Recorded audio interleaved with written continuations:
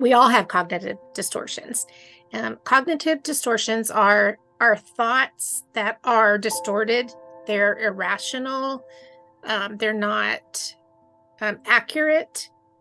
And there are several cognitive distortions, but I'm just going to highlight probably 3 today that are pretty common with us going through estrangement. The thing about cognitive distortions is they directly affect our mood. And if we aren't already having some anxiety or depression, having a cognitive distortion will lead to anxiety and or depression. So you want to try to be aware and identify what your cognitive distortions are and do what you can to work on those. And it takes some time. It's nothing you can fix just on the spot and it's done. It's something you have to practice. So I'll give you some examples so this will make more sense. 3 of them that I'm going to highlight today are the black and white thinking and catastrophizing, and then another one, the should statement. So I'll start with black and white thinking. And black and white thinking is when it's an all or nothing thought. It's something has to be this way or that way, and there's no in between. You cannot see the gray in something. And just because you have a black and white thought about something doesn't mean you have that about everything, but the things that you're most passionate about, probably you're going to tend to have some black and white thinking. So in estrangement, for black and white thinking, if you have a thought that my child has estranged from me, everybody's going to estrange from me. Every child that age, every adult person that age is going to estrange from me. So you can't see that you do have relationships with other people that are that adult child's age.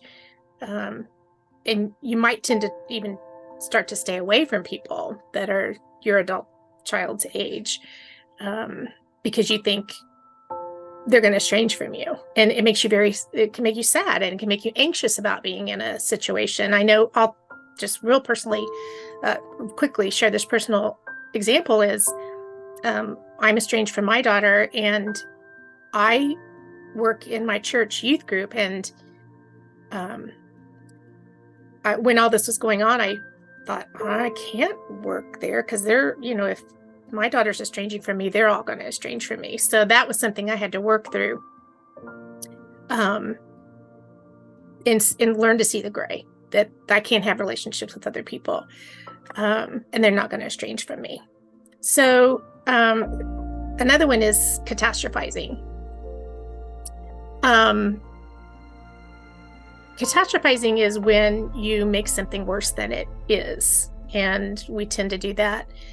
And that can kind of mix with the example I just gave you that I went through, that everybody's gonna estrange from me. But catastrophizing is making something much worse than it actually is. And sometimes, like a physical example I'll give you, if you feel like you have a headache one day and it's getting worse, you might think, I have a brain tumor and I'm going to die. So that's an example of what catastrophizing is. You're making it way worse than it really is. You will likely just have a headache, maybe because of the weather or something like that, but it will pass. So in estrangement, you can imagine, maybe try to come up with your own thoughts about then thinking how this estrangement has affected your thinking. The should statements are my favorite, I think, because that's something I worked a lot on when I was working with a lot of people that we intensely worked with people in a community mental health center daily. And for years, it was a 2-year program everybody had to go through. That's how long it takes to work on this kind of statement. A should statement is when you're saying to yourself or to someone else, well, you should not do that. Or if you're saying to yourself, I should be the one that does whatever, fill in the blank. When you have a should statement, you're setting an expectation that something has to be a certain way. And if it's not, you're a failure. or that person has failed you if they didn't meet that expectation that you have of them. It's really hard. This is something I think is the hardest one, the should statements, because everybody that I've come across in my life says the word should. You want to try to, first of all, you may have to have a partner that's going to be your accountability partner and help point out to you when you just said a should word and made a should statement. They will help you stop and think about substituting that word with the word wish. That's usually a pretty good word to substitute. So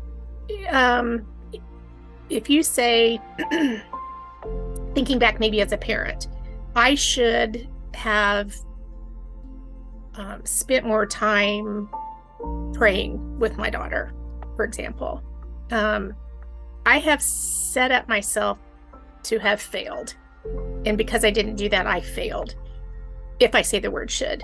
If I substitute it and say, I wish I would have prayed more with my daughter, it takes the burden off. It doesn't make you feel so heavy and so depressed. It helps you get to a point where you can accept what happened. It is what it is. And maybe not stay in that moment so much and feel depressed about it, what you didn't do.